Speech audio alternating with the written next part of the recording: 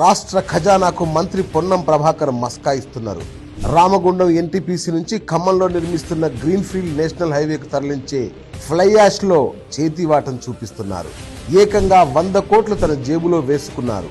రామగుండంలోని NTPC నుంచి greenfield highway కోసం ఒక్కో లారీలో 32 టన్నుల ఫ్లై యాష్ మాత్రమే తరలించేందుకు అనుమతి ఉంది. నిబంధనల మేరకు 32 టన్నులే తరలిస్తే తమకు గిట్టుబాటు కాదని సదరు నేషనల్ హైవే కాంట్రాక్టర్ మంత్రి పొన్నం ప్రభాకర్ను ఆశ్రయించారు. తాము ఓవర్లోడ్ తరలించిన ట్రాన్స్పోర్ట్ ఆఫీసర్లు ఆ వాహనాలు ఆపకుండా చూడాలని కోరారు. మీరు చెప్పినట్లు చేస్తే తనకేంటి అని మంత్రి మడతపేచి పెట్టడంతో ట్రాన్స్పోర్ట్ బాధ్యతలు మంత్రి చెప్పిన వాళ్లకు ఇస్తామని కాంట్రాక్టర్ ఆఫర్ ఇచ్చారని, దీంతో మంత్రి కుటుంబ సభ్యుల రంగంలోకి దిగి బూడిదను తరలించి సొమ్ము చేసుకుంటున్నారని చెబుతున్నారు. ఒక్కో లారీలో 32 టన్నులకు బదులుగా 72 టన్నులు తరలిస్తున్నారని తెలుస్తోంది. ఒక్కో రోజు మంత్రి కుటుంబానికి ఫ్లై యాష్ తరలింపులో 30 లక్షలకు పైగా గిట్టుబాటు అవుతుందని సమాచారం. అసలు ఫ్లై యాష్ తరలించే వాహనాలకు వేబిల్ ఉంటుందే తప్ప అందులో ఎన్ని మెట్రిక్ టన్నులు తరలిస్తున్నారనే వివరాలే ఉండవని మంత్రి పొన్నం అనుచరులు చెప్తున్నారు. ఫ్లై యాష్ వేబిల్లో ఎన్ని మెట్రిక్ టన్నులు తరలిస్తున్నారనే వివరాలు ఖచ్చితంగా నమోదు చేయాల్సిందేనని బీఆర్ఎస్ నాయకులు చెప్తున్నారు. రవాణా శాఖ మంత్రి పొన్నం ప్రమేయం ఉంది కాబట్టే ఆర్టీఏ అధికారులు ఫ్లై యాష్ అక్రమ రవాణాను అడ్డుకోవడం లేదని బీఆర్ఎస్ ఎమ్మెల్యే పాడి కౌశిక్ రెడ్డి తెలిపారు.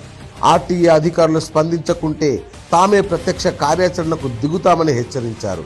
కౌశిక్ రెడ్డి తన అనుచరులతో కలిసి హుజురాబాద్ మీదుగా ఖమ్మం గ్రీన్ఫీల్డ్ హైవేకు ఓవర్లోడ్ ఫ్లై యాష్ తో వెళ్తున్న 13 లారీలను పట్టుకున్నారు. అన్నింటిలోనూ పరిమితికి మించి ఫ్లై యాష్ తరలిస్తున్నట్లు రూఢి అయింది.